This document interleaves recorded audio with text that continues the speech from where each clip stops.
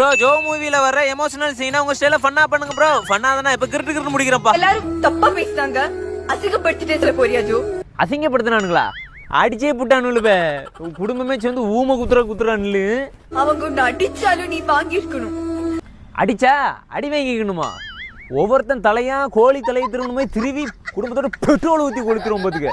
Petrol ஊத்தி அப்பா Joe, அப்பா இப்படி பார்க்க வச்சு அப்பாவை பார்க்க வச்சாவளா?